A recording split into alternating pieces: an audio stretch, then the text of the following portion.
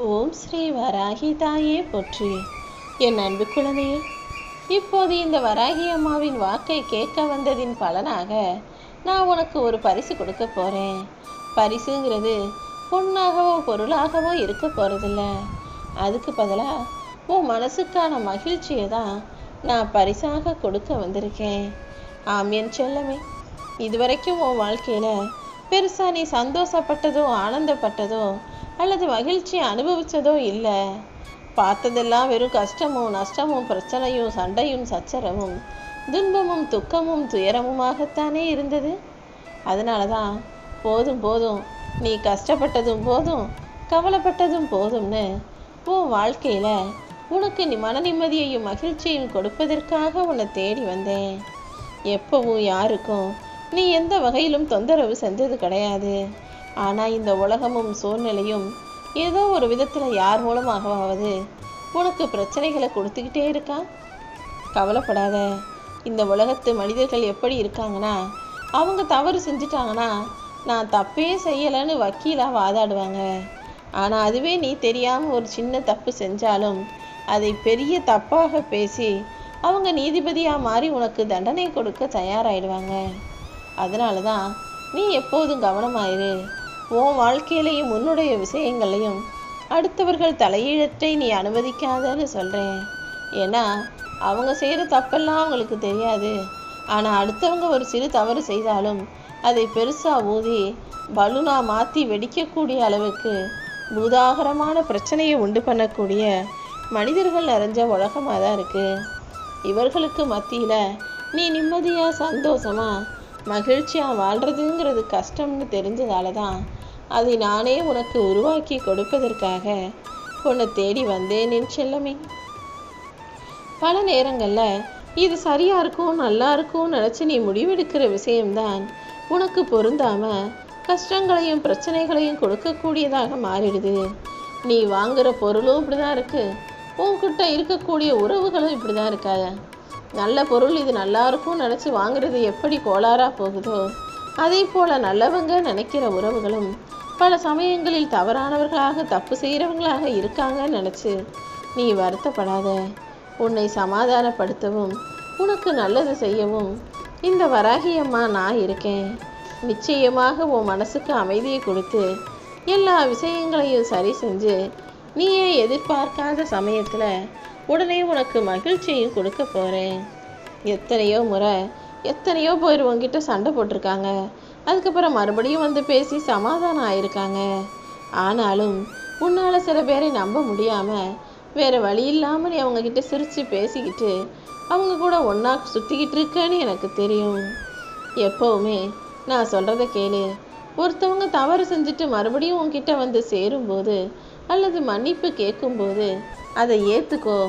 ஆனால் ஒருபோதும் மறுபடியும் அவங்கள உன் கூட வச்சுக்கிட்டு நீ சுத்தக்கூடாது என் செல்லமே. ஏன்னா உன்னுடைய பலம் பலவீனம் தெரிந்த மனிதர்கள் எப்போ எப்படி நல்லா பழகி பேசி கூட உன்னை ஏமாற்றுவாங்க. அதனால் உன் வாழ்க்கையும் உன் சூழ்நிலையும் நீ கவனமாக புரிஞ்சுக்கிட்டு எப்போதுமே எல்லாவற்றையும் எதிர்கொள்ள தயாராக இரு. உன் மனசுக்கு எல்லாமே உனக்கு நல்லதாக நடக்கும்படி இந்த வராகியம்மா நான் பார்த்துக்கிறேன். இதுவரைக்கும் நீ கடந்து வந்த பாதையில் நீ கற்றுக்கிட்ட பாடங்கள் எல்லாமே இன்னும் உனக்கு சிறப்பையும் மேன்மையும் தருவதாக இருக்க போகுது. இனி வரக்கூடிய காலம் என்பது உனக்கு வருங்காலமாக மட்டும் இல்லாமல் வசந்த காலமாகவும் இருக்கும்படி இந்த வராகியம்மா நான் பார்த்துக்கிறேன். அதுக்கு நீ என்ன செய்யணும்னா, எந்த வேலையை செஞ்சாலும் அது சிறுசோ பெருசோ அல்லது உயர்வோ தாழ்வோ எதையுமே தாழ்வாக நினைக்காம தரமற்றதாக நினைக்காம செய்கிறத நம்ம திருப்தியாக செஞ்சுட்டு போயிடுவோன்னு ரசித்து மகிழ்ந்து செய்யும்போது, மன ஒருமைப்பாட்டுடன் ஒன்றிணைந்து செய்யும்போது அது நிச்சயமாக உன் வாழ்க்கைக்கான சந்தோஷத்தை கொடுத்து விடுமேன்னு செல்லமே. உன் வாழ்க்கையில் எப்போவுமே வரவுக்கு மீறி செலவு இருக்குது. எவ்வளோ காசு வந்தாலும் எவ்வளோ வருமானம் வந்தாலும் பத்த மாட்டேங்குதுன்னு நீ அடிக்கடி சொல்கிறத நான் கவனிக்கிறேன். அது எப்படி உலகம் மாறுது, எல்லா விலைவாசியும் ஏறுது, ஆனால் எனக்கு வரவு மட்டும் ஏறலையே, வாழ்க்கையில் கஷ்டம் மட்டும் தீரலையேன்னு நீ யோசிக்கிறேங்கிறத நான் உனக்கு சொல்லட்டுமா? எந்த பொருளையுமே பார்த்து வாங்கணும் நீ ஆசைப்படுறது சரிதான். அதை வாங்கணும்னு நினைக்கிறதும் சரிதான். அது உனக்கு தேவையாக கூட இருக்கலாம். ஆனால் ஒரு முறை பயன்படுத்திட்டு அதை தூக்கி ஓரமாக வச்சிருவியா அல்லது தொடர்ந்து உபயோகிப்பியான்னு நல்லா யோசிச்சுக்கோ. எந்த ஒரு பொருளையும் வாங்குவதற்கு முன்பாக இது நமக்கு தொடர்ந்து தேவைப்படுமான்னு யோசிக்கணுமே தவிர, இது அழகாக இருக்குது, எனக்கு ரொம்ப பிடிச்சிருக்கு, எனக்கு வாங்கணும்னு ஆசையாக இருக்குன்னு உன் ஆசைக்காக வாங்காதே. ஒரு பொருளை வாங்குகிறோம்னா அது ஆசைக்கா தேவைக்கான தெளிவு இருந்தாலே உன்னால் தானாக சிக்கனம் பிடிச்சி சேர்த்து வச்சு வாழ்க்கையில் முன்னுக்கு வந்துட முடியும். ஒரே அடியாக உன் வாழ்க்கையில் உடனே நீ உச்சியை எட்டி பிடிக்க முடியாது. ஆனால் கொஞ்சம் கொஞ்சமாக எல்லாவற்றையும் கடந்து வந்து சிறுக சிறுக நீ சேமிக்கிற சேமிப்புங்கிறது ஒரு கட்டத்துக்கு மேலே மிகப்பெரிய உயர்வையும் பலனையும் கொடுத்து விடும் என் செல்லமே.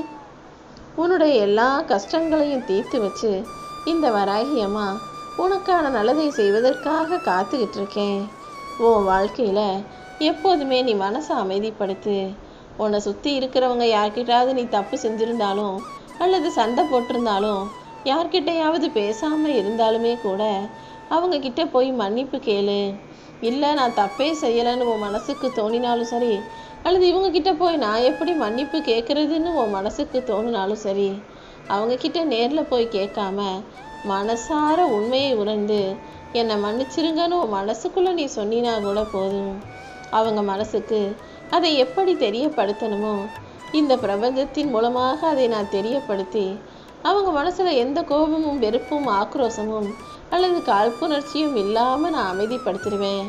அப்புறம் என்ன, உன் மேலே யாருக்கும் எந்த கோபமோ ஆவேசமோ வெறுப்போ சலிப்போ இல்லாத பட்சத்தில் உன் வாழ்க்கை அப்படியே தலைகீழாக மாறிடும். நீ எப்போது எல்லாத்தையுமே மறப்போம் மன்னிப்போன்ற பக்குவத்துக்கு வர்றியோ அப்போதே உன் மனசு அமைதியாக மாறிடும் என் செல்லமே. உன் வாழ்க்கை நிம்மதியாக மகிழ்ச்சியாக இருக்கணும்னா நீ செய்ய வேண்டியது இந்த விஷயம்தான். அதாவது உன்னை பிடிக்காதவங்களையும் உனக்கு பிடிக்காதவங்களையும் மறக்க கற்றுக்கோ.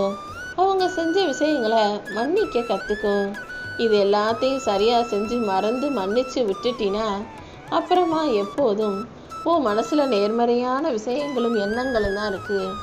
நேர்மறையான எண்ணங்கள் உன் வாழ்வில் வந்த பிறகு நடப்பது எல்லாமே நன்மையானதாக மாறிடும். அப்புறம் என்ன, உனக்கு இருக்கிற பிரச்சனைகளும் சிக்கல்களும் எப்படி தீர்ந்ததுனே தெரியாத அளவுக்கு அதை தீரச் செய்வேன். உன்னுடைய கடன் பிரச்சனையும் கஷ்டமும் கூட காணாமல் போயிடும். நீ இப்படி தேவையற்ற விஷயங்களை எல்லாம் மறக்கும்போது உனக்கு எது தேவைப்படுது, என்னென்ன செஞ்சு உன்னுடைய இந்த பிரச்சனைகளை தீர்க்கலான்ற வழியும் உன் கண்களுக்கு புலப்படும், உன் மனசுக்கு தெளிவுபடும். ஆமியன் செல்லமே, உன் மனசுக்குள்ளேயே உன் வாழ்க்கையிலேயே எல்லாத்துக்குமே தீர்வுகளும் இருக்குது, முடிவுகளும் இருக்குது. ஆனால் நீ தேவையற்றதை தூக்கி வச்சுக்கிட்டு பெருசாக யோசிக்கிறதால தேவையான விஷயங்கள் உன் கண்களுக்கும் மனசுக்கும் புலப்படாமல் இருக்குது. இப்போ நான் சொன்னது போல் தேவையற்ற விஷயங்களை ஒதுக்கி வச்சிட்டினா நல்லது விஷயங்களும் நல்லது செய்ய வேண்டிய விஷயங்களும் என்ன செய்யணுங்கிற தெளிவும் உனக்கு கிடைச்சிடும். இந்த உலகம் உன்னை பல வழியில் சோதிக்கும். உனக்கு பிடிச்சதையெல்லாம் எடுத்துக்கிட்டு பிடிக்காததை கொடுத்து சந்தோஷமாக வாழுன்னு சொல்லி உன்னை கட்டாயப்படுத்த தான் செய்யும். ஆனால் இந்த உலகமும் வாழ்க்கையும் என்ன செஞ்சாலும் எதை செஞ்சாலும் ஓ மனசை நீ கட்டுப்பாட்டுக்குள்ளே வச்சுக்கோ. பிடிச்சதோ பிடிக்காததோ அதை ஏற்றுக்க பழகிக்கிட்டு அதை உனக்கு பிடிச்சது போல மாற்றிக்கொள்ளவும் சரி செய்யவும் தயாராய்க்கோ என் செல்லமே. நிம்மதியாக வாழ்கிறதுக்கு பணமும் பதவியும் பெரிய பெரிய விஷயமும் தான் தேவைன்னு நினைக்காத. அமைதியும் நிம்மதியும் உனக்குள்ளே இருந்தால் கூட வாழ்க்கைங்கிறது சந்தோஷமாகிறதாக மாறிடும். அப்படி நீ நிம்மதியாக வாழ்கிறதுக்கு உண்டான வழிகளை சொல்லிவிட்டேன் அல்லவா? இனி நீ எதையுமே மனசில் வச்சுக்காம ரொம்ப இலகுவான மனசோட எளிதான மனசோட இரு. மனம் தளராமல் நீ தொடர்ந்து முயற்சி செய்யும்போது நீ வெற்றி பெறுவதற்கான வாய்ப்புகள் எல்லாம் தானாக உன்னை தேடி வரும். ஒரு காலத்தில் பிடிச்சதை மட்டுமே சாப்பிட்டு வளர்ந்த நீ இன்னைக்கு எது கிடைச்சாலும் சாப்பிட்டு வாழ்க்கையை வாழணுன்ற அளவுக்கு உனக்கு வயசும் ஆயிடுச்சு, அனுபவமும் வந்துடுச்சு, பக்குவமும் கிடச்சிருச்சு. ஆனாலும் கூட அரைகுறையாக எதையோ ஒன்று சாப்பிட்டு பசியாறிக்கிட்டு இருக்கிற வேலையை செய்யணுன்றதுலையே உன் கவனம் இருக்கிறத நான் பார்க்குறேன். என்ன பிடிக்கும், நமக்கு என்ன தேவைன்னு கூட யோசிக்காம உன்னை சுற்றி இருக்கிறவங்களுக்காகவும் உன் குடும்பத்துக்காகவும் யோசிக்கிற உன் நல்ல மனசுக்காக தான் நான் உனக்கானதை செய்ய வந்திருக்கேன்.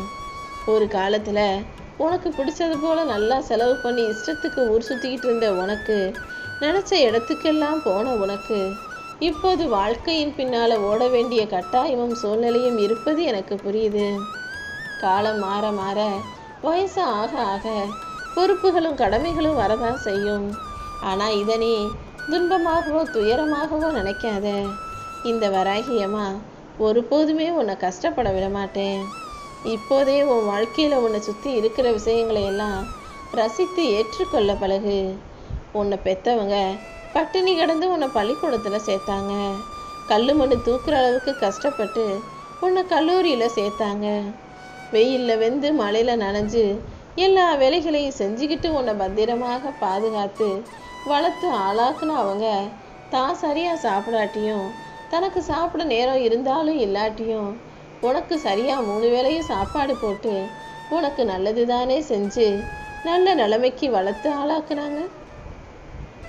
அப்படிப்பட்ட அவர்களின் இல்லத்தில் இருந்த நீ இப்போது அவங்கள எடுத்துட்டு போய் முதியோர் இல்லத்தில் சேர்ப்பது சரியாக இருக்காது. இந்த உலகத்தில் எல்லா மனிதர்களும் செய்கிற தப்பு என்னன்னா, கூட இருக்கிற வரைக்கும் பெற்றவங்களோட அருமை தெரியாமல் அவங்க கூட சண்டை போடுறீங்க, எதிர்த்து பேசுகிறீங்க, ஒதுக்கி வைக்கிறீங்க, நிராகரிக்கிறீங்க, அலட்சியம் செய்கிறீங்க. ஆனால் இல்லாதவன் எவ்வளவு அலைந்து அலைந்து தேடுகிறான், பெற்றவங்க கூட இருக்கணுன்றதுக்காக வருந்தி வாடுகிறான் என்பதை நீ அனுபவப்பட்டு தெரிஞ்சு கொள்ளாதே. அதற்கு முன்பாகவே உன்னை பெற்றவங்கள உன் கூட வச்சு நல்லா பார்த்துக்கோ என் செல்லமே. இந்த உலகத்தில் உன்னுடைய வலியையும் வேதனையையும் மறப்பதற்காக நீ சிரிக்கிறேங்கிறத விட வலியையும் வேதனையும் மறைச்சிக்கிட்டு சிரிக்கிறேன்றது எனக்கு நல்லா தெரியும்.